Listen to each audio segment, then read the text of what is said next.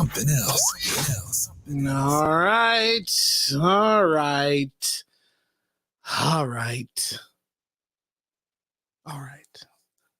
Welcome to We Are Something Else, episode 199.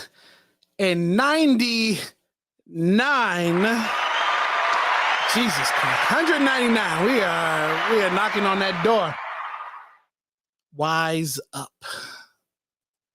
It's your boy Galeo here. Back for another week. Week off. We're all good here. CB, E-Rich, our bro Sean Xavier joining us tonight on the show. Fellas, come off of mute real quick. Before we go any further, happy birthday, CB, who celebrated his birthday last week. Also, wait a minute. Whoa, wait a minute. Sean, your birthday was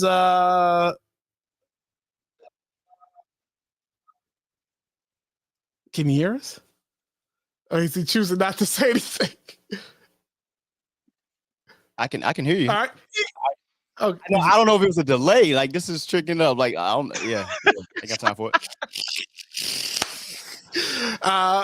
E-Rich's birthday, who is today. Happy birthday, bro. But yeah, Sean. I believe Sean's birthday was recently too, right? Am I right? CB and E-Rich know the answer to that. Wasn't it? Yeah, happy birthday. Yeah, May 13th, man. May 13th. We are off to a start tonight. All right, look.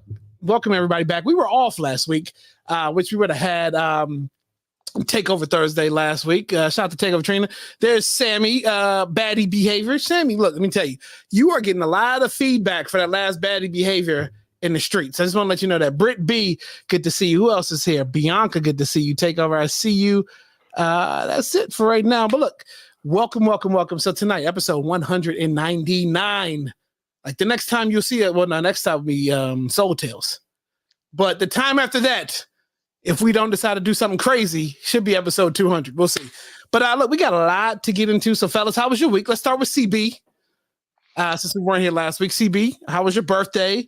How's your week thus far? Birthday was dope. Got to take the day off. Played a little bit of golf. Got dinner with the Rents. That was cool. And then the weekend was great too, man. I got dinner with my sister, brother-in-law, and niece. Hung out with them and my other sister for a good chunk. We went to King Street Oyster Bar on Saturday. Had a good meal and everything. So overall, birthday weekend was awesome. We got some big news in the family this week that my sister and brother-in-law are going to be having a son. So shout out to them. Yeah. They honestly thought that it couldn't be done. They didn't think that the September men were capable of producing other men, and here we go. So Sage is going to have a little brother that's going to be cool, and yeah. So the week, regardless of everything that's going on at work right now, the week is up. Life, absolutely, life. My bro, speaking of life, my bro E, happy birthday to you, bro. How's your birthday been going for you? Did you do anything special yet? What's good? Nah, I appreciate that from the fellas, and everybody again that sent the happy birthday wishes. Like I said, salute to y'all. I appreciate that. We kept it. We had some business to attend to today. You dig? And just chilling out. You know what I'm saying? We got some plans in the works a little bit later.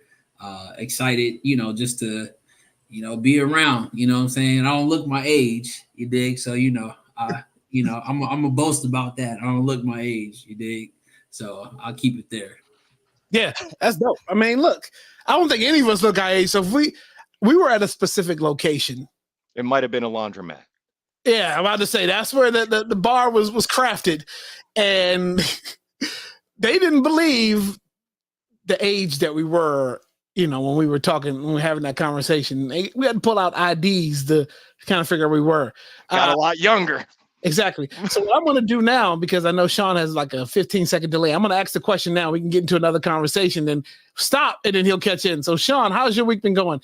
Eve, do you remember the night that we had that the CD birth? Just delay is some bullshit. I'll tell you that right now. It's some bullshit. So It's all good, bro. It's all good. but it is storming up here. It's storming up here, so it's probably messing up the technology probably. Okay. No, we good. Well, if you feel when you chime in, we'll stop because it'll work out that way. But yeah, this is where we at. Episode 199. My week. I figured nobody really asked me about because I asked all the questions. So my week is going good. As we see that my Dreamville post merch finally came in today, and I'm so happy about that. Rocking that. But the week has been good. Last week I was on assignment. I was not in the immediate area, so we all had the week off and got into some activities and had a lot of fun. So, but we are here. Let's get into. Where are we gonna start? Let's wrap. Let's start with yes. Risa, good to see you. Make sure it's everybody but you. Do I need to say happy birthday? Never mind. Here we go. Diddy. So this is what happened when I was on assignment last week. My good bro Sean Xavier, who was here, he actually hit me to what had happened. He called me for another reason, which we'll get into a little way down on the show.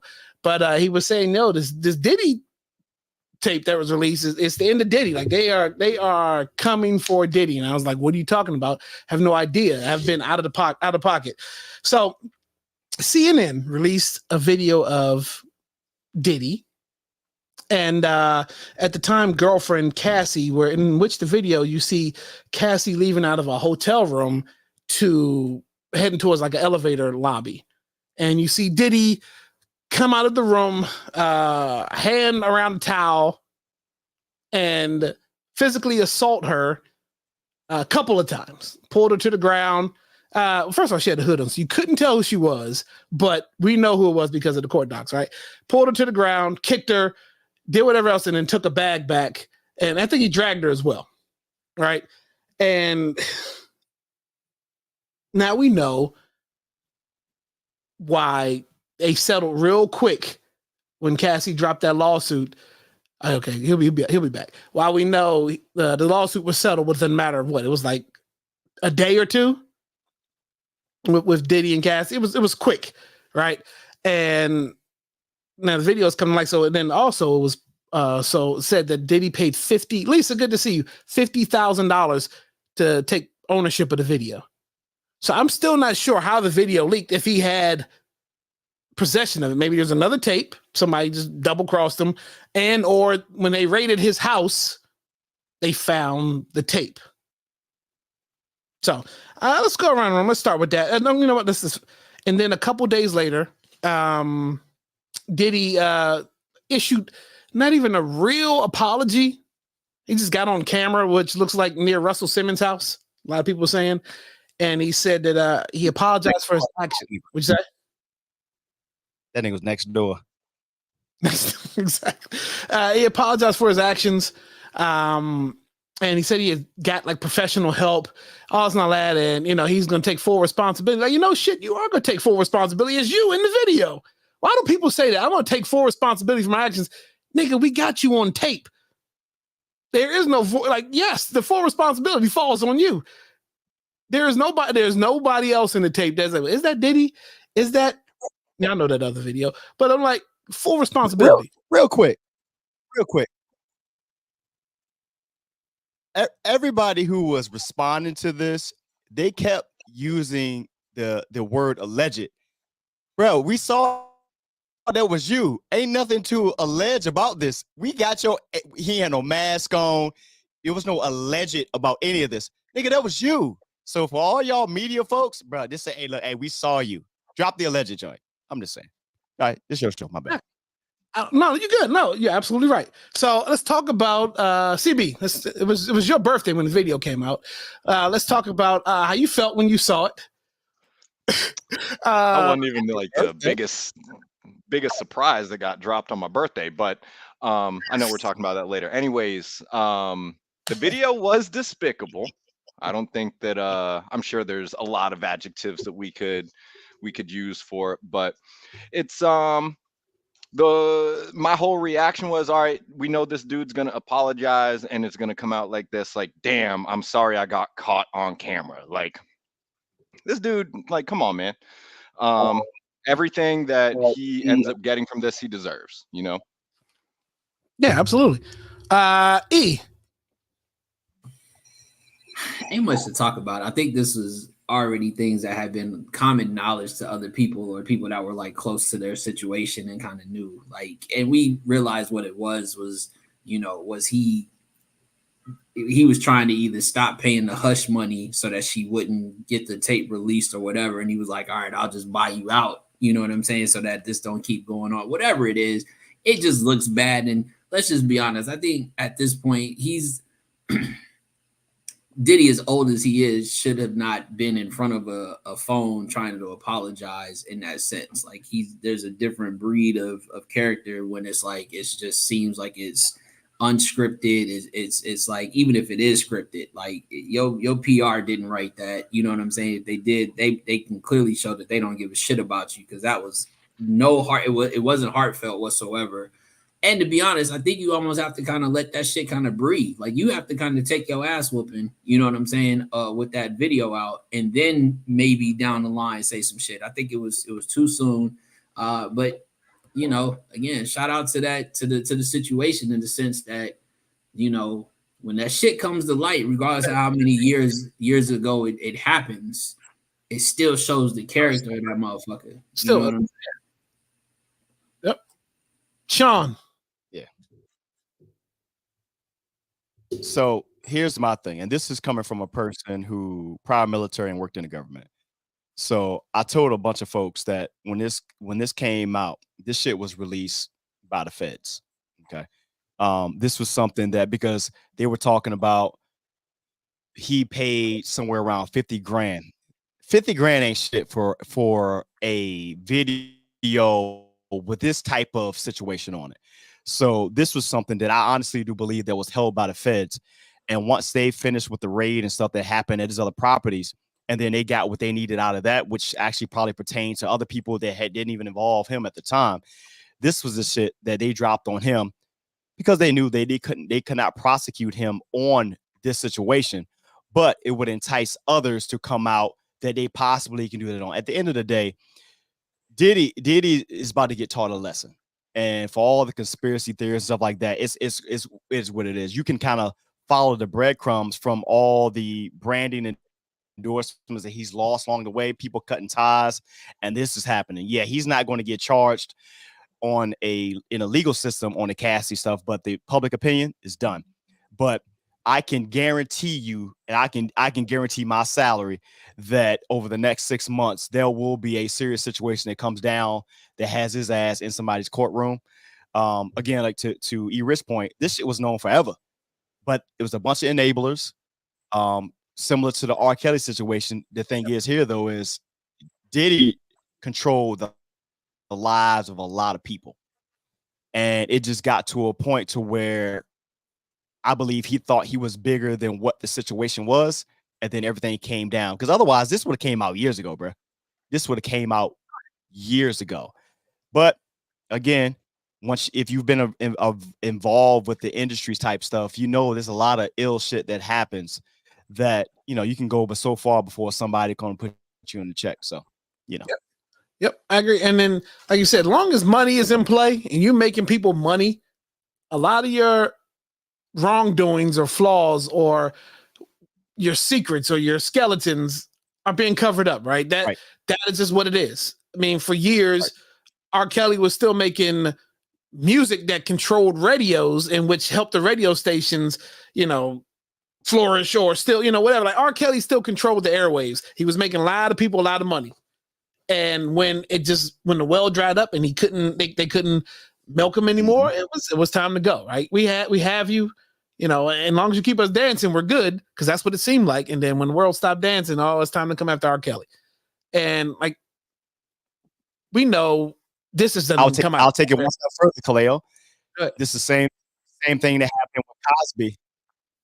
Same thing happened with Cosby. Cosby ratings was crazy, but then Roseanne came out and everything started to switch. And then all of a sudden it was like, hey, bro, you've been throwing little tablets in them cokes for years now. Nigga, we know. Look, look, I saw my parents in action. We knew what time it was. We got you. Yeah, and that's what it is. As long as you are profitable, you're safe. But yeah, so okay, so my follow-up question to that is, does this affect the music? Now we know a lot of us have shunned R. Kelly's music. We will not play it. Some people may listen to it in the closet in the dark, but some people play it out loud. But then some people not play it out. Yeah, I just listened to that shit earlier today. I don't know what you're talking about. Cutting up tomatoes, fruits and vegetables, and I'm just saying. Was that a pun intended in the closet, bro? Seriously. I mean, something like that.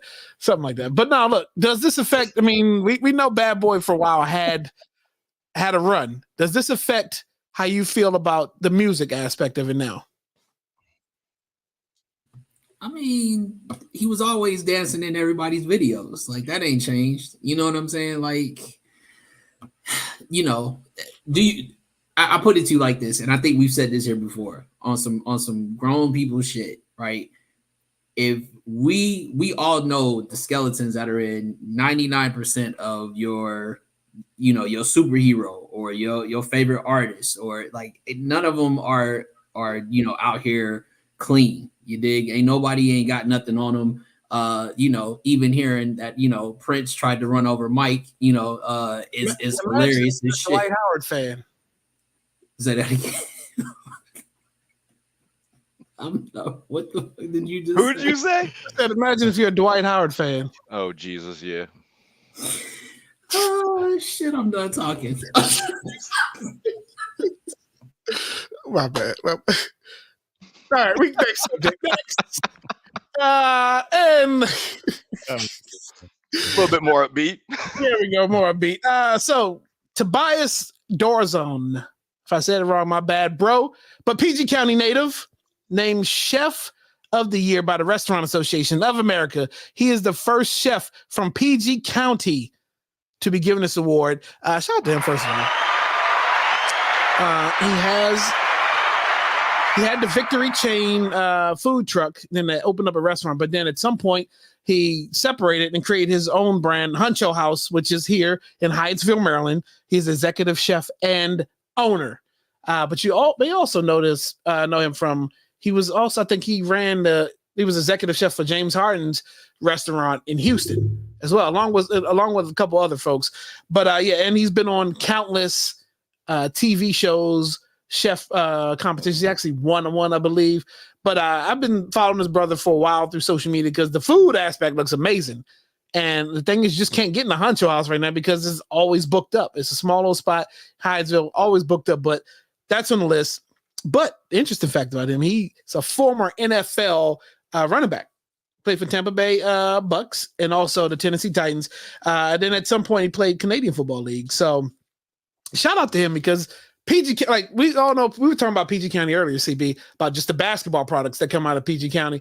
But this is a guy who played in a pro football and then created a whole career. And now he is the chef of the year. First PG County chef to be named chef of the year for Maryland. So shout out to Tobias. Let's go around. You know, E, do you know much about Tobias? Have you seen him on social media, kind of thing? Yeah, actually, I have. Like, you know, definitely on like the Food Network. You know, that stuff like that, and you know, to know his background when it comes to the football side of the house. Listen, you know, this is dope in the sense of, listen, man, we talented, bro. Like, you can pivot and not just be, you know, pigeonholed into I only do one thing. And I think it speaks a lot, especially for the pro football aspect of it, because there are other cats out here who either put the football down or who decided to go in different directions, whether it was, I think, you know, one of the cats is, you know, doing law, you know, or he's even, I think one of them is a doctor, like on some surgery, like some surgeon type shit. You know what I mean? So it just shows like, you know, it don't always have to be like your name associated with the NFL or that's the only thing that you were doing. So I think at the end of the day, it's a good story. You know what I'm saying? And as us brothers on this platform, that's what we look for is the shit that we out here really trying to move the dime for sure. Black Business Series. All black everything. This is a dope story. I think that the fact that PG County hadn't had, I don't know how long the like Restaurant Association of Maryland has been, you know, giving out the award or whatever it is, but it's kind of crazy to me that it's taken this long for someone from PG to do it, and no better man than this guy. You know what I mean? Heard about Huncho House for sure. He and having 2 chefs in my household. You definitely get some of this stuff across the timeline. So I think it's super dope. Hopefully we can do a team outing maybe at Huncho House if we can get something together. And I think that would be kind of dope. You know what I mean? Absolutely. Hell, Black Business Series. Takeover. Yeah. Hit that like button, like and subscribe, all that good stuff. Sean, you know much about Tobias? Yeah, well, I watch a lot of Food Network. I ain't gonna lie, I cook a lot, so I watch a lot of Food Network. So I've seen him on there, and he's also on a show he hosts. I believe it's called Time Out with Tobias on ESPN and Hulu. So I've seen it before, which is pretty dope. I just like the fact, man, he comes from the East Coast, bro. Like it's like, you know, from here, particularly in Maryland. Like the Maryland, Virginia, DC space there doesn't get that much of notoriety nationally for a lot of stuff. You know, we get some stuff that we know about, but not too often. So it's pretty dope to see.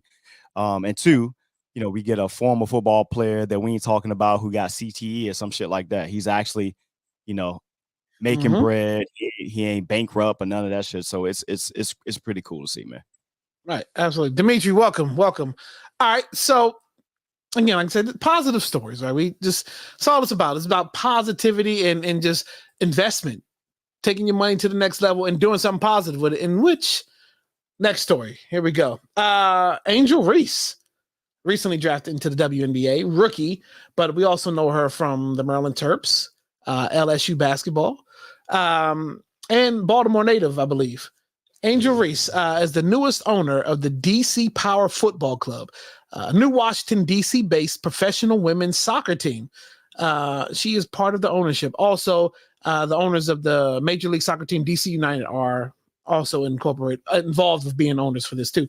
But again, dope story, like investments, right? You know, smart investments. We know soccer. Well, CB would tell you how big soccer is, and he rich. How they wake up early on Saturday mornings to watch soccer.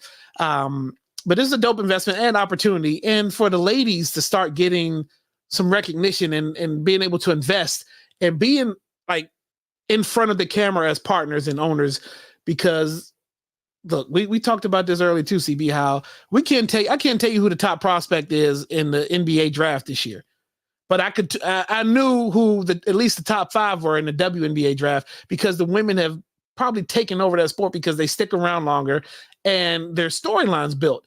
And it's good to see her storyline pay off to where now she's making a big investment and she's now in the WNBA making true money. So let's go around. Let's start with you, CB. Thoughts? Because this was actually E. Rich's story. So, but let's talk about it, CB. Yeah, this is dope. Kind of like what we were talking about earlier, Kaleo. One, the fact that she's as young as she is, getting involved in something like this. A few years ago, it probably wouldn't have been possible, you know, given the NIL landscape and stuff in college. The fact that Angel's coming into the league already with some money, you know what I mean? She's already got a bag. So to be able to make an investment like this at the age that she is, I think that in itself is incredible. So just more positive light on the WNBA. That, you know, that's what it's all about right now. Yep, absolutely. E, thoughts? You brought the story to light. I didn't even know DC had another soccer team that they were introducing.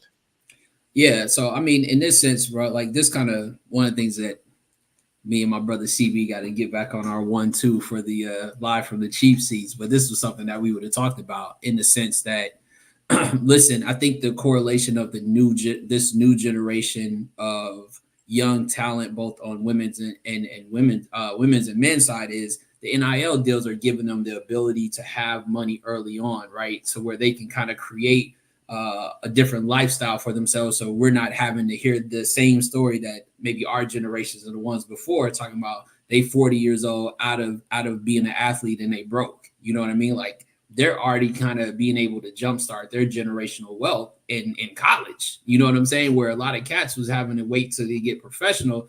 And even still, if you hear some of the breakdown of, even though you might say you make 10 million, you're not getting 10 million because after taxes and you pay everybody, you probably sitting with a cool 2, and then you still got other shit to pay. You know what I'm saying? So you're not a 10 million, you a millionaire, but you ain't no $10 millionaire. You know, you low on the totem pole still. So shout out to her because she also got the Reebok deal. And I think if, this shows that they have the right people in their ear that says, listen, you get this endorsement or you get this money, let's go put this somewhere where it's going to make some more money for you later on, right? Create a brand where now your face is in different markets. And we all know, like I said, we were looking at the women's tournament more than we were looking at the men's tournament last year. Passion, bro. The passion was different there. And it wasn't just us. The numbers proved it. They had a better recognition through the last, I think it was from either the Elite 8 all the way up until the final championship game, bro. They were crushing the numbers for the dudes. So, like, that should let you know where it's at with that. Bro, what do we do night 1 in Raleigh? We watched the game, for sure. We made sure we posted up to see the game. Basketball games. Yep. Yeah. Sean, thoughts, bro? So I love it, but the only thing I guess I'm gonna be the biggest hater on this in this segment. So the night of the WNBA draft, she was right there to be drafted by the Washington Mystics. She was right there, and no shade on Aaliyah Edwards. She's a great player. But again, Washington teams doing Washington things, because I thought you could not bring more eyeballs to your team by bringing one of the most recognized players in women's college basketball to bring her to DC. But she ends up going to Chicago, which is still solid. I love the fact that she bought into this, but it's just like one of those things. It's kind of like a damn, she didn't really take too much to heart to that, but she went in and bought into a local team out here. But how crazy that would be is if she had actually got drafted by the Mystics, because it would have made it that much more watchable, the ratings, the eyes, and everything else. So I'm glad she's doing that. I hope that she, on the real, that she gets rid of that stigma that the folks placed on her of her being the villain, which was some bullshit at the end of the day. But I'm glad, man. I'm glad she's doing that, but I'm still mad at the Mystics for not drafting her in the draft. So, Yep, absolutely. Yeah, again, just dope stories. So there's one more thing I want to talk about before we get into some other things we're talking about. So Apple Music, right? And I got to figure out how this is going to work, right? And yeah, shout out to Dimitri. So real quick, I was on assignment last week. Dimitri, I linked up with him, met him in person for the first time. Dope brother here and funny here, but in person, just as funny, just as real. What you see is what you get in real life. So I appreciate you, bro, for scooping me from the airport, and then all you can eat sushi, bro. That was dope. So next time I'm out there, let's make it happen again. So we talked about Apple Music. That's okay. So let me see how we're going to share this screen and do a presentation. Share screen, Apple Music. I'm going to do this. Is it sharing? Somebody get Bianca, please. Somebody in the chat get Bianca, please. Bunk is going crazy, man. That's so funny. All right, so Apple Music released their top 100 albums of all times, right? Now let's go to this final prerequisites, because that's what matters here, right? Because you got to know how they chose these albums. Albums that so this is Ebro. Ebro said albums that represented a cultural moment for the artist or genre, albums that were complete thoughts, not just collections of hit songs, albums that thoroughly represent culture and production and lyrics, albums that inspired a generation to want to create more music, albums that represent the best in storytelling, musicianship, recording, and production, and finally, albums that are timeless and reach far beyond the genre categorization. Okay, so we're at 30 minutes, so we're halfway through. Well, ish. We're 30 minutes in, so let's just do. I'm going to do 25 or top 10. Okay, Everyone. let's do 25. Let's start with 25. Top 25. Now you see what 26 is. My beautiful dark twisted fantasy. That's 26. So what beat That's this? You said that's too low? Too low. But go ahead. Okay. Meaning it should be on the higher end? Okay, got you. Okay. 25. Kind of Blue, Miles Davis. Now, just let me know, first of all, so the two questions here are, do you agree with this position? Have you listened to the album? All right. So Kind of Blue, Miles Davis. Yes, I have heard this. And at 25, I'm like, okay, that's out of 100. That's probably where I would rank it within the top, right?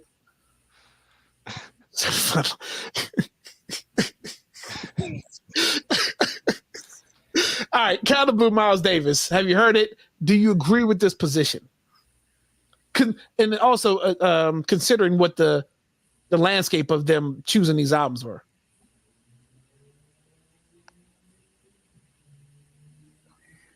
Who wants to jump in? Go ahead, Sean. You can just go straight down the line.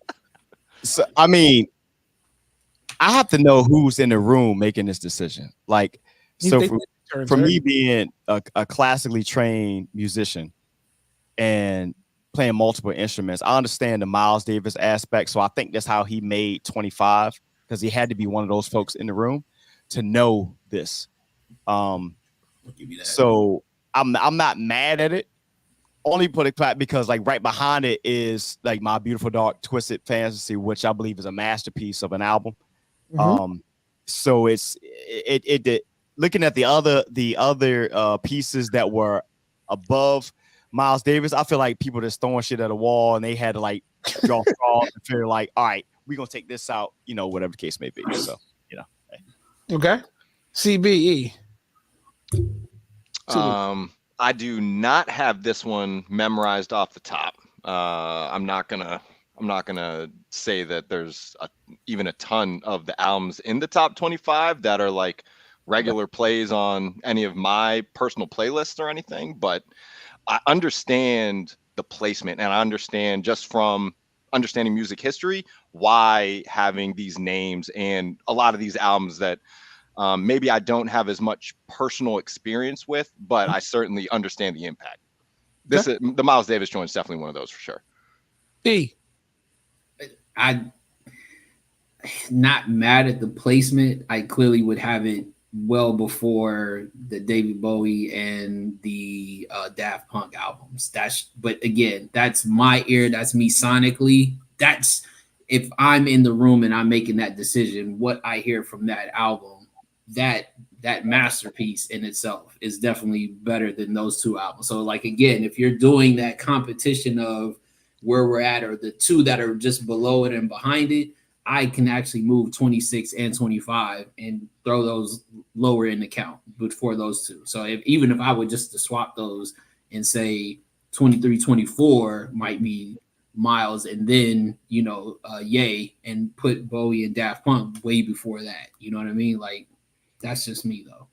Okay.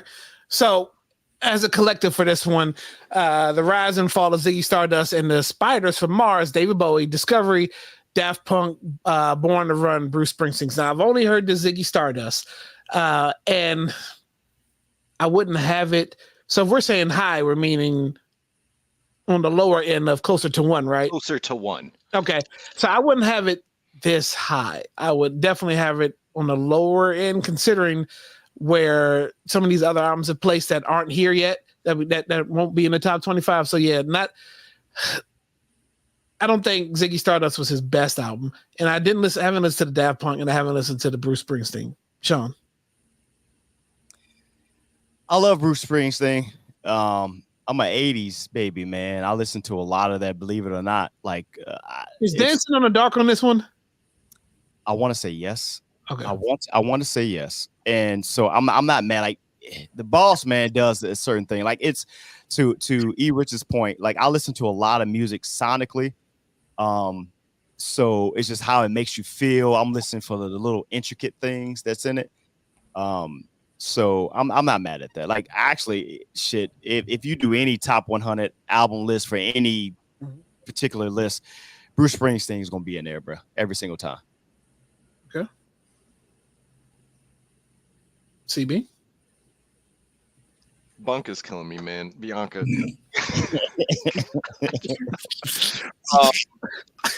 This is one of those where I almost, for me, because I'm a little bit past when Bowie was having like his peak and everything. I learned more about him once I got into high school and started realizing that a lot of the music that I liked, there was actually some David Bowie influence in there, which I never would have guessed. So it makes perfect sense for me that he would have an album that they would have ranked this high. Okay. Did your pops play any of these, Springsteen or Daft Punk? Any of those? Nah, my pops is he's like classic rock and country. Like, yeah. All right, here we go. Next three. I figured this is how we're gonna get through it by three, not set it one by one. Revolver by the Beatles, Pet Sounds, the Beach Boys, The Chronic by Dr. Dre. Now, I don't know about this Beatles album. I know that the one that matters is on the higher end. Is almost place kind of sort of where I figured it would place. I didn't think the Beach Boys would have a top 20 album of all time. So I don't know. I can't even tell. I should have looked up the singles. They should at least put like what the hit song on the album was at least. But I guess by the criteria, it's not about just one hit song. It's talking about how the album affected everybody over a generation. Chronic. It's got to be further down. I got to see what's left. Yeah, 19 for the Chronic. Can't be. See, you talk about the influence of a culture or the influence of right. Sound and sonically when the Chronic came out, it changed the West. And coming from the NWA era of like that type of shit, and then the way Dre kind of did the whole sampling and coming off of that, and then what led to everything after the Chronic, which was Doggy Style. I mean, you just had a slew. Nah, man, this is some bullshit. Not 19, definitely not. I'm with you, E. Rich. I'm with you. Here's my thing, because there's some albums in here. Y'all may or may not know where I'm gonna go with this. I'm sorry, this is unfiltered. I'm trying to figure out how in the fuck that Queen's Bohemian Rhapsody did not end up in the top 25. Sheesh. Wow. I mean, you're right. You're right. So, Anissa, good to see you. B, good to see. Like, I almost want to go listen to, at least look at the track listing for what's on this Revolver Beatles album and the Pet Sounds. Like, right. That album cover looks like a cult font. Like, I don't know. CJ, any of these? Do you agree with the Chronic positioning? Knowing some of the albums that are ahead of it on the list, like, nah, man. But like I said, there are, like, admittedly, we see how mixed this collection of albums is, right? Like, it runs the gamut. They try to mix it too much to where, okay, here we go. Let's all right, 18 through 16. Okay. Me and you were talking earlier. I said, I see the Taylor Swift's 1989 is number 18. This beat the Chronic out. I haven't listened to it, but this is higher than the Chronic. Okay. Marvin Gaye's What's Going On. And then Joni Mitchell's Blue. Now, Joni Mitchell's Blue is a really good album. What's Going On is a really good album. I don't know enough about number 18 for it doesn't beat the Chronic. I'm just going to tell you, I haven't listened to it, but it does not beat the Chronic. This album did not change a generation or a coast. Nah, bro. This is wild, bro. This is the shit that get people mad. This might be is it just E? Because I don't know how this shit is even this shit should be this shit sounds personal at this point, right? Like I feel like they are doing this on purpose. On his birthday, no less. They're trying to be too diverse with these picks. They looking at money, bro. They look at the end of the day, they looking at money. They looking at tours and stuff like that. That's the only way I can see them doing this type of stuff, man. They looking at the financial, windfall of these things. Because again, I don't know how the hell that Taylor Swift is anywhere in the top 25. You can say what the fuck you want. That ain't changed nothing. That ain't changed no generation, nothing like that. It might have changed the Ticketmaster box office, but no. That shit ain't had no influence. What? Okay. All right. You know what? Let me stop before I say some shit that get y'all. 1989 beat out my Dark Twisted Fantasy. But again, I'm trying to be. But right. Hold on. Right. Hold on, Bianca. Hold on. Yeah. Hold on. Well, but like you said, like the Joni Mitchell. You can keep going because we're just talking about the next set. Like right. you look at that and you identify that body of work and you sit there and say there's no, and this is why I said like this will be a competition of people in a room, and if you had a whiteboard and you got all these songs, these albums up there, you're gonna get people to be like there's no way out. But you have to have that criteria to say, like you said, if it does not, if it moved the needle on one checkpoint, which was album sales or whatever the case may be, right?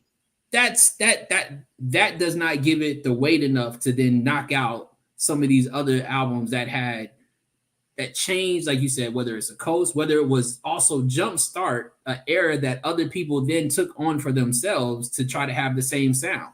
Nobody's trying to sound like fucking Taylor Swift, bro. And I'm thinking maybe we might be looking at it the wrong way, right? So maybe when they're pinning these, I'm just maybe benefited out here. When they're pinning these albums against each other, they're not really pinning Taylor Swift against My Dark Twisted Fantasy. They're pinning My Dark Twisted Fantasy against The Chronic.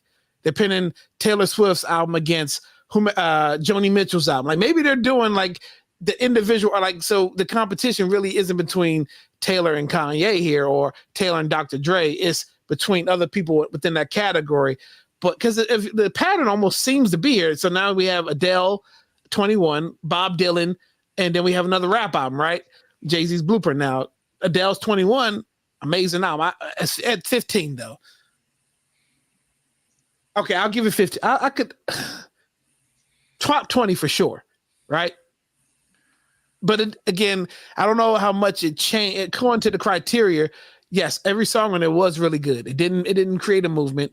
I've never heard this Bob Dylan album, but maybe it made a movement in the 60s. Jay-Z's Blueprint, we did this on Smoking Spiel.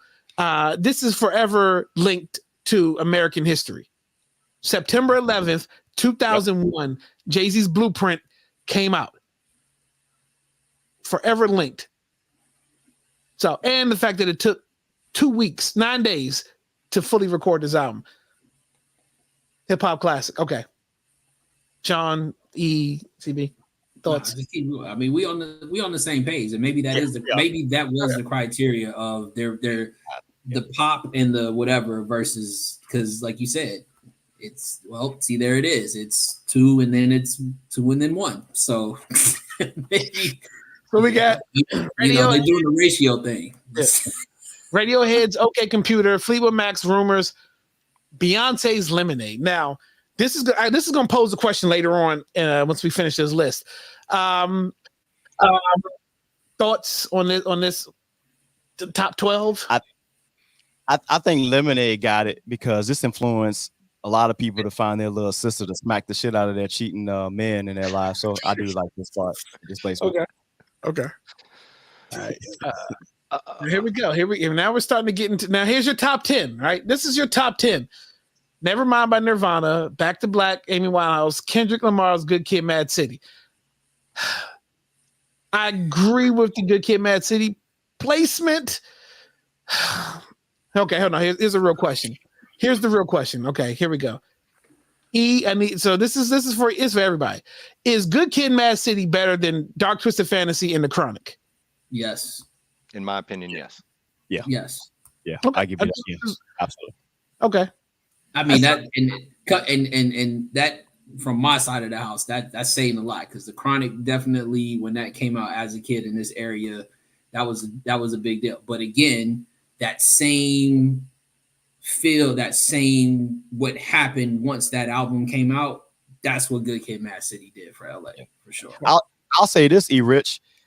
As much as we love the Chronic, listening to Good Kid, Mad City, I believe, and I'm on the East Coast, but I believe listening as a young kid or something like that, you identify more with Good Kid, Mad City than what you identify with the Chronic. Like you listen to Good Kid, Mad City, it's like that shit took people through high school, college, and stuff like that. You identify with that, so absolutely, that is I think a much more better received album than the Chronic was. Yeah.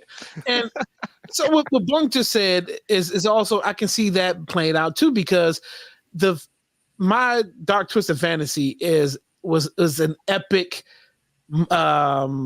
album by Kanye, right? It's not my favorite Kanye album, but yeah, that whole movement for my Dark Twisted Fantasy, it was to see it in live action, to see like the Kanye's mind work, to see it in like a live show. It was amazing. Like, so, and maybe it goes into the whole play on, just, no, I'm not gonna put that in there. They gave you the criteria. It's just tough. It should have been further down. It maybe even 15-10, right? Now that we know we're uncovering these. Amy Winehouse is Back to Black. Good album, but was it better than 21? Was it better than Lemonade? I think they're giving out posthumous awards at this point. Yeah. And if you're being honest, take those out. Yeah. Take those out and let those live by themselves, right? Because we're saying these are, if we're gonna say these are icons or people that are no longer with us and they gave us this type of music. Mm-hmm. Let that shit on the side, and it has its own flowers for where it sits, but then let the shit that's still running be where it's at. Now here we go. Now let's get into some real shit right here. Let's get into the real shit. Let's get into this real shit right here. Now this is real. 6, 5, and 4. So they got all black people against each other right here. So Stevie Wonder Songs in the Key of Life. Frank Ocean's Blonde. Ain't no fucking way. One of these don't belong. One of these do not belong. Ain't no fucking way. One of these, which one does not belong? Frank Ocean. It's clearly Purple Rain, duh. You're right. That should be top 3. I mean, knowing who some of the people were putting the list together, like, bro, it makes sense why that specific album is where it is. I don't think any of us necessarily have to agree that it should be ranked that highly, but it's definitely, I mean, that's an album that people, still play heavily. Bro. But yeah, 5's that's crazy. That's crazy. I am 40, right? Songs in the Key of Life came out probably 20 years before I was born-ish. That is in my top 10. Like that album, I can feel how that changed culture back when it came out. Mm-hmm. I listen to that album and I hear "Love's in Need of Love Today." I hear every piece of that album, and I'm like, it's a flawless album. I can't get through all of Blonde. That's also a good point, Sammy. Channel Orange. There's a lot of people that like that. Channel Orange is better than me as well. I believe I agree with that. Right. So, but I guess are we moving on now? How the fuck is Novocaine my ass? how is someone on radio? Kendall could have told us how some of these things rule the radio. Kendall, we got to get you on. Maybe we'll do we'll revisit this, Kendall, and get you on so we could talk how some of these albums influence radio for you. Bro, again, you talk about the artist, what it was, what that album did, what it continues to do, how many people still sample from the shit, how many people still utilize it and use that shit for what it is. And you mean to tell me that Songs in the Key of Life is number 6 out of 100 fucking albums is batshit crazy. Here we go. Let's keep going because we are at the hell no top 3 albums. Here we go. Now, I told you, I knew Abbey Road was going to be the Beatles album, the one that everyone talks about. It's a good album. Top 3, maybe, depending on where they were when they were creating this list. Who agreed to this? It's top 5. If you look at the way the list moves, right? It's not in any of my top 10s, but you can see how the list is moving. I would have had a top 5. Thriller. Now, here's the debate, right? 4, 3, and 2 are interchangeable within the music realm. Most people say Thriller is better than Purple Rain. And then Abbey Road kind of falls in. Those are the 3 that a lot of people always have within each other. Now, let's talk about one. Let's really talk about one. Miseducation of Lauryn Hill. Now, when people ask me what my top 10 albums are, I will always be the first one to tell you Miseducation of Lauryn Hill is probably one of the greatest albums I've ever heard. Right? I was 8th grade, maybe. The influence it had, start to finish, flawless album. But amongst this list of top hundreds, I would not put Miseducation of Lauryn Hill as number 1 amongst this whole list, even though it is probably one of the greatest albums I've ever heard. Thoughts?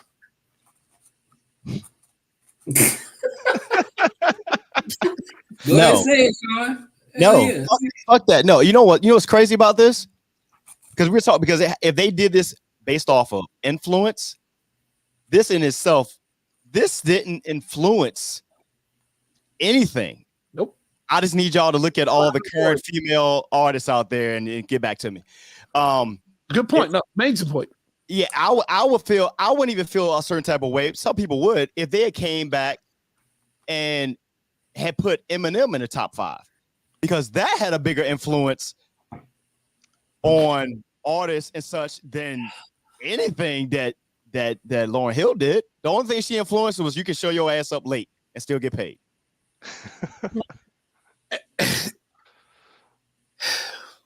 Yeah. We know what Thriller did. Isn't Thriller the most selling album of all time? I think it still is. I believe it still is. Ask B. He's in the chat. And that finished 2 compared to Lauryn Hill. Now again, I'm not knocking Lauryn Hill. None of us are. Miseducation. I mean, for her to be one and done, it's a classic album. Everybody wanted more after that, but like you said, did not influence anything. It didn't change anything. No. It was just a perfect album. If we're basing the list off of the MTV Awards that year when she won everything, then sure, it's the greatest of all time. But you know. But does the MTV Awards is like getting a certificate of participation. That's the trophy for showing up. It won Grammys though. I mean, it did win the big awards, but yeah. Grammys.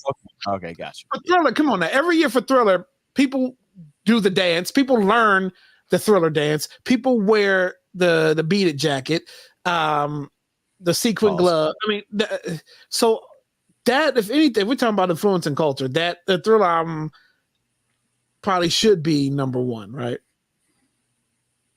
And it's still played to this day. Yeah, you better believe at least out of those 3, I definitely have Thriller number 1 out of those 3. Yeah. Bro, good to see you, bro. But I think that then goes to, like, if your number 1 album and we're saying that shit is definitely not it, then yes, the whole entire list is flawed, because it becomes now the equation of what you use to get to this point. Yeah. Is now null and void. It's broken. It doesn't work. It was never intended to have an actual flow of why they are placed the way they are placed, because this doesn't make sense. And again, I will say this, even with the Beatles shit, did the Beatles album influence both sides of the culture? And if it did, then there's a different argument to have. But Thriller to this day is in every color. Every alien that's walking this earth knows the Thriller album. Here's the question. This is the one I wanted to pose before we move on. Here's the one. Ladies in the chat, and everybody answer this one. Is Miseducation of Lauryn Hill better than Lemonade? Two different eras, but we know what Lemonade did for the ladies most recently. That whole wave, that's a movement. But is Lemonade better than Miseducation Lauryn Hill? Yikes. That's a dangerous question. And he said yes. Sammy said, hell nah. I don't think so. Yeah, I don't think it is, bro. I don't think so. No. How did you ask the question? Is there in terms of what's better or more? Is the Miseducation of Lauryn Hill better than Beyonce's Lemonade? Beyonce's at 10, Lauryn Hill's at 1. They book in the top 10. And we know the wave of what Lemonade did for the ladies at the time in relationships, and it led the movement of women being tired of, no good men or whatever. And then there was the videos and all. So I'm just asking. I mean, from a cultural impact standpoint, I do think that probably give the nod to Beyonce on that. But I will say I have not listened to Lemonade as many times as I've listened to the Miseducation of Lauryn Hill. So I'll put it this way. If Lauryn Hill had supported the album in a way, I think it could have had a bigger influence. To be honest, because she kind of dropped the album, but if I recall, there was no real big push behind it. If that makes sense. I know we had videos and stuff like that, but it wasn't really like a push type thing. It was it's almost like one of those urban legend type situations. Like it's great amongst a certain group of folks. Yeah. And again, it's still a great album, like one of the best hip hop albums, if you want to call it that. But I don't think it's better than Lemonade though. And I'm not even a Beyonce fan. So you say Lemonade is better than Miseducation? I believe so, yeah. Okay. I mean, I'm looking at where I was when Miseducation came out. So you had rap, you had R&B. The movement for Lemonade was much bigger than what Miseducation was, but to me, I think the Miseducation, just how versatile the album is, it takes you through every emotion sonically. Like Lemonade to me at some points felt angry, like all the way through, which is nothing wrong with it. That's what the target audience was supposed to feel. But Miseducation gave you, like, what did Bonk say? It made you feel like being okay loving somebody who didn't love you back. So yeah, but yeah, this is a good exercise. I think that it was good to decipher at least the top 10. We can do the other portions of it later on. But look, so we're here. We're going overtime, everybody. Hope you guys can stick around for at least another 30 minutes or so. Bohemian Rhapsody is still better than Abbey Road, but yeah, that's neither here nor there. Keep going. Here we go. So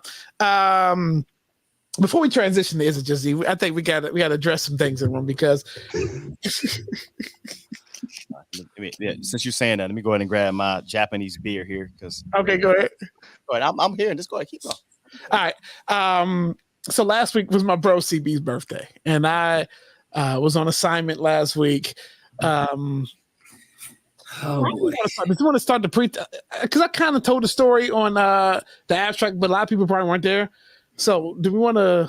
Let me just go into the story mode again, or CB? Do you want to? How are we going to get to where we need to get to? I mean, I'm good with you laying the story out. You know what I mean? So here we go. Everybody knows my bro CB has recently got into golf as of late. And as CB being an avid golfer, so I'm pointing everything at CB now. CB's gotten into golf lately, and I have golf clubs. And at the time, my golf clubs were down my mom's house in her storage, just because. And one, I didn't have anyone to play golf with at the time, so I just never really got into it, because a lot of my friends, we were still playing football, basketball, whatever. So I just never got into golf. But my bro CB got into it, and he picked up the sport like pretty heavy. Like, he was like, "Yo, let's do this, let's do that." Blah blah blah. Okay, good. Then I got wind, right? And I didn't think, it was a conversation at one point in the group chat, me, CB, our money, be easy. And I think our money was getting into golf too. And he's like, "I'm going to take lessons, blah, blah, blah." So CB is like, "Yo, where do you what range do you go to? What course are you at? And our money was like, I go to this place called White Plains, golf club, whatever, blah, blah, blah. And I said, hey, that's where I go too. Everyone ignored what I said in the group chat.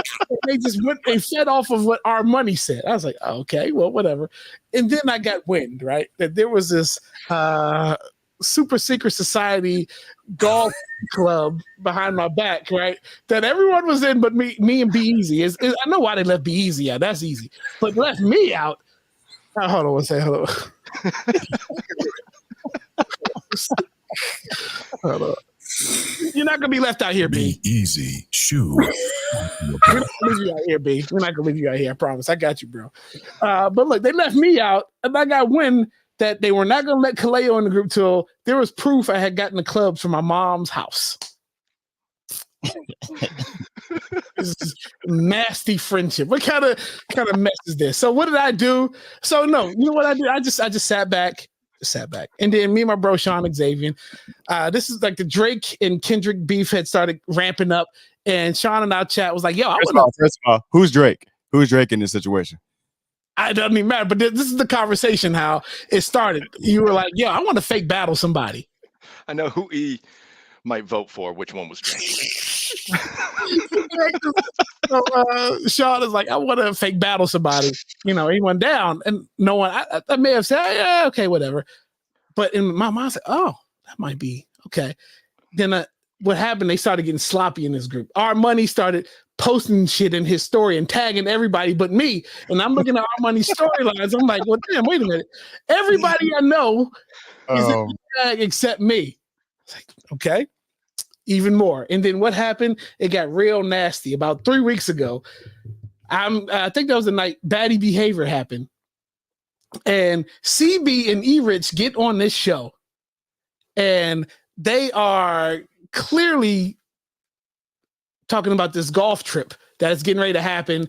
And when we do the recap of how that week is going, oh, it's good, bro. Getting ready for this golf trip, blah, blah, blah. And I'm like, ain't this some shit right here? And so I ignored it. I didn't say anything because I knew in the back of my mind, the song was already written. All I had to do was lay it down. And I didn't find any more. And if y'all go back to watch the show a couple weeks ago, I ended the show with this. I said, next week, I got a major announcement to make that could reshape the shape of this podcast. And I went out there into my other room and I recorded the song. And I tried to get it through the TuneCore systems, and it just didn't happen to work out the following week. But when it did happen, it was perfect time to drop it last week on CB's birthday. Happy birthday, CB. That's when I dropped it. And I had never been in the group. I knew I had been added to the group chat, but I purposely did not go into the group chat. And the first time I went to the group chat, I dropped the diss track in there and in our text thread. This dude also waited to have left the entire coast. Couldn't be found. You know what I mean? Like, he dipped out. Timed it perfectly. So I've been supporting. I've been knowing these guys for now. Shit, I think it's about like 6 or 7 years now. So I listen to everything that We Are Something Else does. So I'm listening for a new pod, and when I know y'all on YouTube, but sometimes I'd be in the audio, I'd be in the car. So I look on the joint, and and Apple Podcast says, "Hey, it's a new We Are Something Else episode." So that shit pops up. I looked in there and I was like, "Oh shit, he dropped." I said, "Wait a minute, he dropped the song." I listened to the song, and I was like, "Oh, this nigga here." and what? Here we go. Keep telling your story, Kaleo. Keep telling your story. So okay, mind you, I'm on assignment, right? And the song, if you haven't listened to the song, it's on SoundCloud. I actually, I'll probably find it on Bandcamp because a lot of people were talking about they had to pay for SoundCloud. I was really in my feelings. Yeah, I was like, what's her name? Ella May. Oh. In my feelings, yeah. So, anyways, I dropped the song, and I wanted to make sure. So, first of all, it was light jabs, and there's no love lost here. There's nobody really beefing out here in these streets, but it was light jabs. Very light jabs, but people who the bars were meant for, they knew who they were meant for, right? I'm almost, since I can't have it, can we play it on here? Can we? You want to play both of them? You can. You can. Shit, like, look, I own all my rights. You know, Yeah. I'm legal. I got lawyers and shit, so I'm good. Let me see how the audio works. Let me see if we can. I'm good. Because otherwise, we're gonna have to go straight into "I Feel the Rain."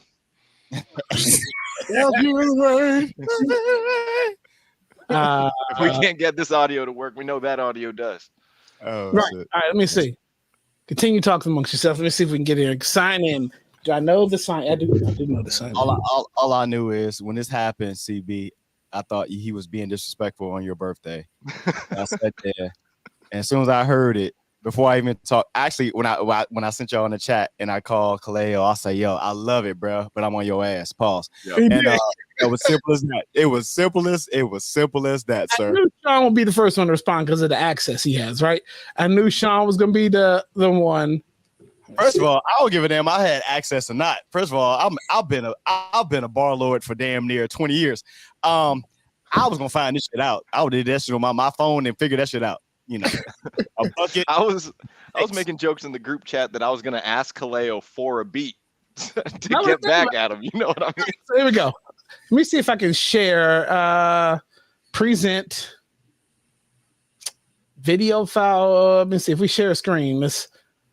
You've been better off just uploading it into audio on the StreamYard side if it's an MP3 form.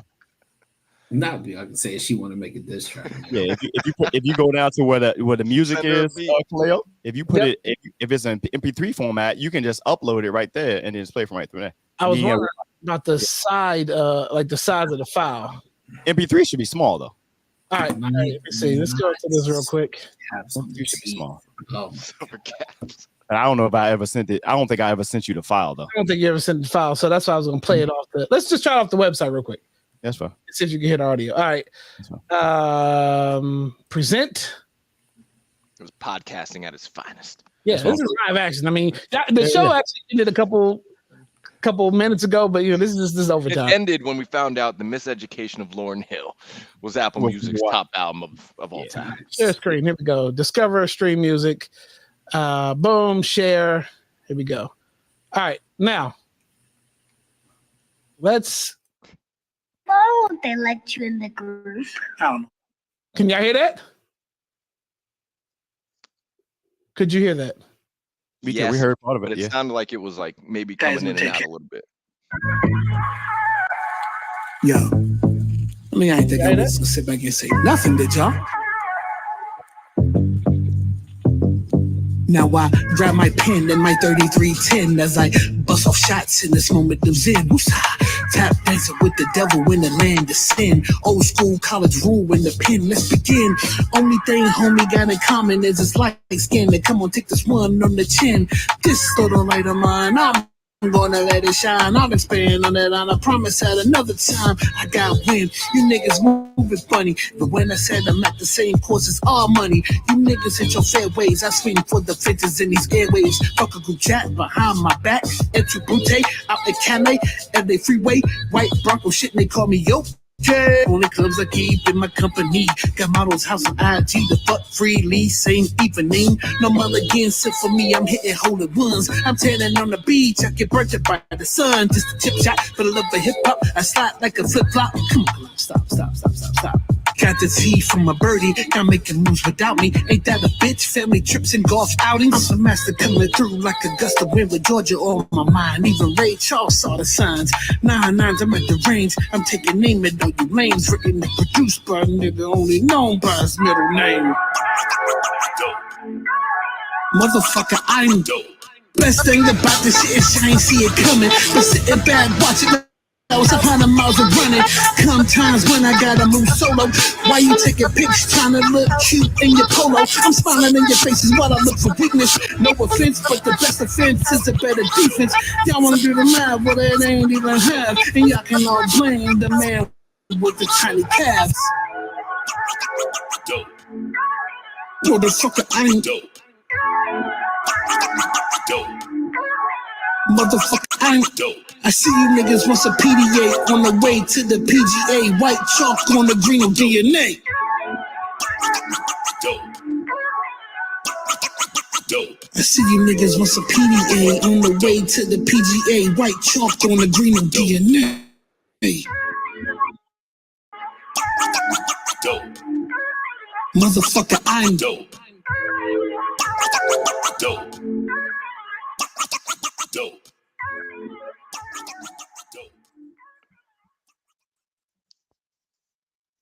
Are we back? Hold on, wait. Yo, Oh, wait. Why is that still playing? Hold on, wait a minute. Okay. Let's cancel that. All right. Yes, Ren. That Yes. was clapped from YouTube if that song played. The Prince song was supposed to play. All right. That was the first. So, okay, we dropped out on CB's birthday, and I was like, okay, out of the ones that were, I knew our money just said he wanted to talk shit on somebody's track, right? That's what. Let's dissect that first because I want to know live reactions. Like, I really haven't. I mean, we talked about it, but thoughts. We got cameras here now. Like, in the shots that I took, I said 3310 at the front at the beginning for CB. Yep. Then I said trying to look cute in his polo about CB. Yep. And I said the man with the tiny calves. That was Yes. CB. Sean Xavier was only thing he got in common is his light skin to come on, take this one on the chin. Oh, then it was like this little light of mine. I'm gonna let it shine. I'll expand on that line. I promise at another time. So another line time is a song that me and Sean I produced for Sean. So he knew I was talking about. A lot of people he knew I was talking about. And then the Common thing because my man loves Common and all that. So E Rich was Et tu Brute out in Calais, LA freeway, white Bronco shit, and they call me OK. So thoughts. Let's talk about that, and we'll keep it moving. so first of all, you used the baby. You used the baby at the beginning, and That I was that like, was serious. he used the baby at the beginning. I say, look at this here. Talking about my man's tiny calves, but I liked it. I liked it because I like the beat switch up. You know, he was on your shit. I love, think at the end of the day, he was produced by and written by, same guy. And the fact that we were able to tie in, the golf part and, bars, this is what, be honest, this is what we thought if take away the Drake parts on a serious note, if this was supposed to be a back and forth, if it had been a back and forth between Kendrick and J. Cole, I believe this, you have that, it's at the end of the day, you want to exercise your ability to lay bars out there, So, but yeah, you still use the baby. I felt some type of way. He's like, how you had a baby on the beginning? What am I supposed to do with that? And Sammy, yeah. If you haven't been paying attention to Shut up. Shut the fuck up. Oh shit. The running joke that is the lack of calves is it's right up there. It's almost like a physical deformity at this point. It's amazing I can stand up. How my upper body is supported by my lower body is a medical marvel. That's hilarious. CB thought. I mean, this is Nah, man. I hit you right in the chat. I was like, 1, this is incredible. 2, this motherfucker left the entire coast, so we can't even talk shit in person. My man dropped it on my birthday. He's not even here for us to talk shit in person. This is great. The timing was perfect. And y'all know I was getting a kick out of it. So that made the group chat a little bit more lively. And you better believe to see Kaleo's name pop up in the super secret golf chat after, he had been added like maybe a week or 2 prior, like, for him to just immediately come in and be like, execute master plan. Here's the diss track. See you guys. I'm also not going to say more shit. See ya. He dropped into the chat, then dipped right back out. Facts. Nah, listen, man. You and I talked about it, before. Don't spread lies, Ren. Listen, at the end of the day, I mean, it's verbal warfare, but at the same time, like, it's the creativity that this group shows, right? Like, that's the versatility that we have. Like, we just not on here podcasting, talking about shit, and whether it's music, whether it's we were all athletes at one point in time. Like, this is why people fuck with us, because we just on some real shit that just got real talent, and we about that type of craft when it comes to that. So, you know, it was good. And Sean's reply definitely, you know, if you know knowing the backstory, which you told me with the Uncle Phil situation and all that good stuff. So like this only shows like you have the ability to be able to dive in and make shit happen without, you know what I mean? Like it's all fun and games, you know what I mean? Like ain't nobody, you know, this is the true test of like what this shit should really be about at the end of the day. Right. Okay, so then like again, I'm off on business, and the day Sean actually called me because I told you earlier he called me. We talked about Diddy, but he was like, "I got 3 things real quick." I was like, "Okay," I knew what he was calling for. He was like, "What?" That shit was good, but that's your ass. 2, and then we talked about we got a Zoom meeting, and then he talked about the Diddy thing. So I was like, okay.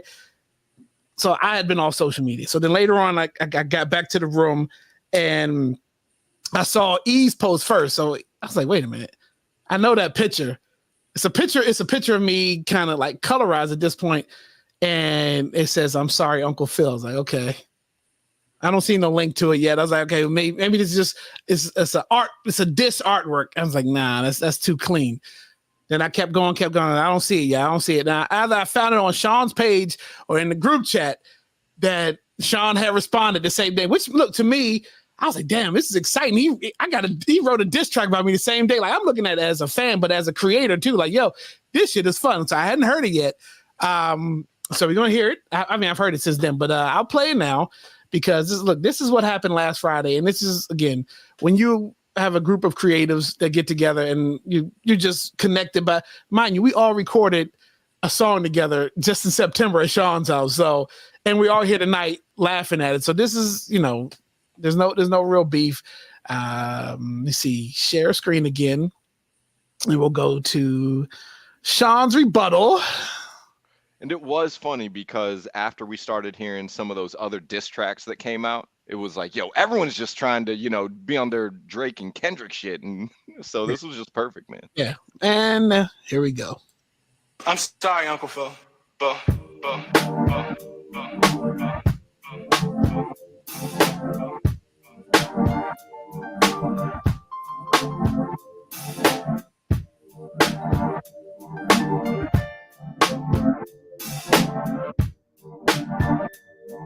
Yeah. X. Check the release dates. I know I'm tardy and I'm sorry, but here's a first take. You backswing like Atari. 9s for the week. I'm pitching wedge against the grain. Tiger Woods and his prime. This beat flame ain't your thing. Glad you rolled the beat. Focus right where you aim. Same focus that I had. I know what's driving you insane. What's a gain in the name? If the X claim the fame, the only thing we got in common is the light on the range. Still at home, nothing changed. Classic burn. Let it sing. Purple people eating niggas who like dancing in the rain. 44 hour the stains. Button ups and fancy things. Cop a abstract piece just to match the pinky ring. Put a stamp on your chest. At your request, I got it for you. We ain't keep you out the chat. You were scared to cross over. Fading in the wind, out of bounds. I could have told you that a birdie big shit to the eagle pull up on you.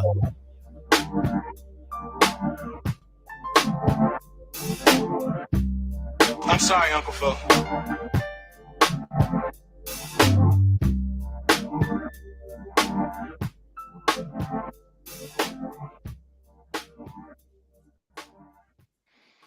Sean, who produced that? Yeah. That was cute. That's produced by the one and only.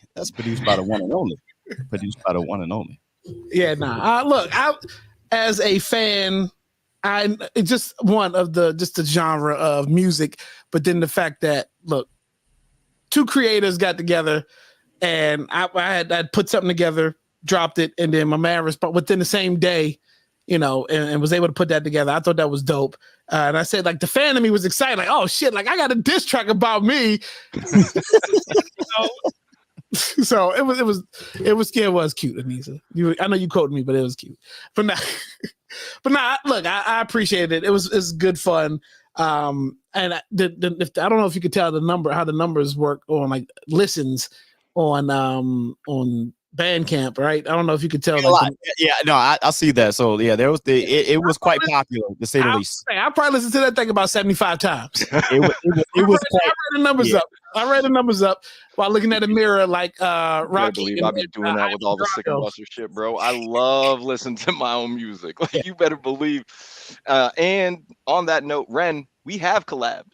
that's what One day last that September was. Sean Xavier can collab on something again.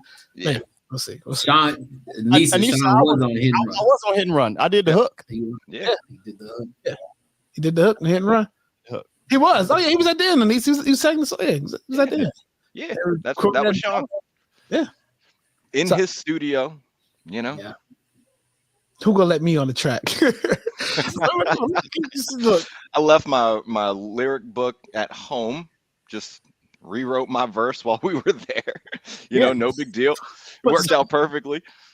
I uploaded since TuneCore was able to get hit and run through all the platforms. The only issues TuneCore gave me was saying I sampled something, which I'm like, well, if it is a sample, it's from license-free material. Like, everybody can use the sample, right? So I was able to get that, but I couldn't get 9 Irons on there because of one. I put it under Kaleo at the WRC, and there's a rock band named Kaleo. So that was the first hold up. Was like, do you have representation for this group? I'm like, well, my government name. That's just me. So like, I can use that. You can't tell me I can't use my real name if I want to. But then after that, it became a sample issue, and then they were like, we want to see your artist page. I don't even know how to create a Spotify artist page. It says I have one, but whatever. The link wouldn't work when I put it there. At this point, I was like, well, I got to get it out. So that's why I did SoundCloud.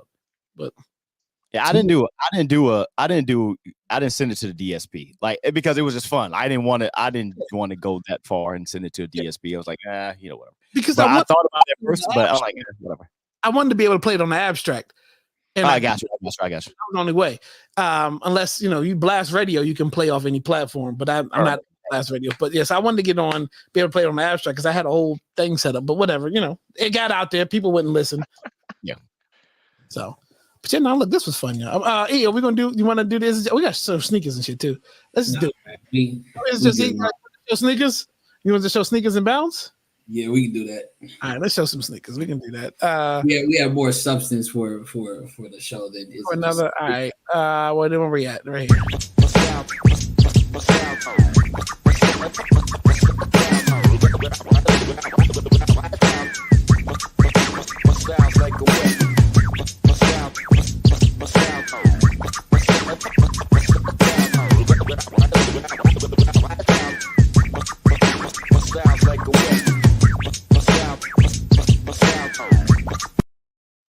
Yeah, Anissa, Sean was the very last person on the song on Hit and Run. Sean's the very last person. All right, CB. We doing Copper Chop? We're going straight to sneakers. What do you want to do? I mean, we can save the chop. We can save the chop. We can save it. We can save it. Hey, before we do that though, unless you guys will talk about it later, did you guys check out the joints that Kyrie had on last night? Yes. I'm already on the site, ready to cop shit. Nah, I'm a fan of those Anta joints. I think those are looking pretty good. Absolutely. So if we're showing shoes, this was a little slight birthday purchase. Can't go wrong with some made in the USA New Balance gray 993s. Still got the tags on. You can see I haven't worn them out yet. You spray them? These have not been sprayed yet. They definitely need to be. You can probably see some of the suede details and stuff. This is 3M. You can't go wrong. We know New Balance, they do the made in the USA, and they got the made in England lines that they got. So okay. I got something super slight tonight, nothing major because maybe I'll say major for 200. All right. So we're just gonna go casual. Go casual. Now everybody know this box. Vans, Staple Out in Cali, and then I just casual shit. Y'all know me. Colors. This is like I like the color. Yeah. Is that Mauve? Is that what that is? Yeah. It looks like it. Yeah. I got a Mauve shirt. I like those. So basic, straight to the point. You can't go wrong with some Vans. Yep. All right. Sean, you got anything to show? Of course. Of course I do. Okay. There we go. I was debating between what should I do, but I'm holding that one particular pair for a particular episode. But my son, I told him, I said, bring me a pair, a random pair. So he bring me a random pair. So you know what time it is. You know it's Cut the check. these are the Carolina Blue BMW Motorsport. Hey, Hey, did you spray those? Those? No, I haven't. I only wore them one. I only wore them one time, and that was inside the house. That was it. That's how far they went. They ain't going further than that. So Okay, that was dope. All right, E. Shown the pair before, but you see the name, right? I took the L on the J Balvin. So, but birthday week is here, and I'm gonna be stepping out in these right here. So I'm definitely looking, something Right light. laces. You got the right laces in there. Yeah. Put them cell laces in there. Something like, something like. All right. Nope. The soul. Anissa, that's right. Yeah. absolutely. All right, so look, where are we at right here? Now we are at next week is Soul Tales. So that'll be our money. We got Cardo joining us. We got B-Easy should be back next week. CB, E-Rich, and myself. Last Thursday of the will be last Thursday of the month. So for Soul Tales, and then after that, the next time you see us should be episode 200, right? But if it's not done right, and we're going to 200, we have to find something to pivot and call it something else. So 200 is official, right? We had plenty of time. We had 100 episodes before we got to 200 to figure out something. But we'll get there. But after all this, we appreciate everybody for watching. Appreciate your time. Once again, we went overtime. But if you could be doing anything else, but you're here with us. My bro, Sean Xavier, where can we find you? Hot Tea Podcast. Absolutely, man. At the Hot Tea Podcast, man. We got the merch in place. It's CB. I owe you a larger polo, by the way. Of course, I like those extra mediums, though. Absolutely, Kaleo. If you want me to put a stamp on your chest, just let me know. I got it for you. So I got you as well. At Sean Xavier on all social media platforms, and it's. As I said at the beginning of the first verse, man, I know I'm late in my time stance, man. The plight of the Ultimate Fantastic will be coming out. It's a little bit delayed because I get in my creative sandbag, but stuff like that. I think E-Rich listened to the intro and he actually told me, so I've listened to this shit multiple times. So if you want to know how this is going to turn out, ask E-Rich. He'll tell you that is the setup for this album. It's a full album, not an EP. It's a full album. So yeah, it's gonna be fun times, man. Waiting on that. Yeah, the podcast at Sean Xavier. I ain't retired yet, man. 44 and counting. There we go. And then maybe down the line, once all this beef is done with, maybe me and Sean, it'd be dope to link up and do something. Yeah, as long as you don't drop no other diss tracks, I'm telling you that now. I'm on your ass. I got pins for days. I got pins and thumbs for days. There you go. I'll be back here after the Kindle B Morning Show, which you can find on Station Head, and now Blast Radio, 6 a.m. Pacific, 9 a.m. Eastern. You'll find that We Are Something Else presents the Abstract live on Station Head around 12:05 noonish Eastern Standard Time. And I got the word that my supervisor is out tomorrow, so maybe we'll go to some OT. But that's about it, y'all. Look, support all creators. Like, subscribe to podcasts. Go to Hot Seat Podcast. Like and subscribe. Listen to music. I know there's Vince Staples is coming out. Dropped tonight. Common is coming out tomorrow. Common is coming out tomorrow. Comment's tomorrow. If you haven't listened to that Rhapsody yet, check out that Rhapsody album. That's going to be and Slant Face Killer by Conway. We're talking about good year for music for make the top 5 at the end of the year tough. Yeah, there's already some dope ass albums that have been dropped in the first almost 6 months of the year. Yeah. So, well, look, that's all we got. We have something else featuring your boy Sean Xavier from the Hot Seat Podcast. All right, y'all. Hold on, wait a minute. There's one more button I got to hit. It's follow us on YouTube at WRSC Podcast. Be sure to like and subscribe.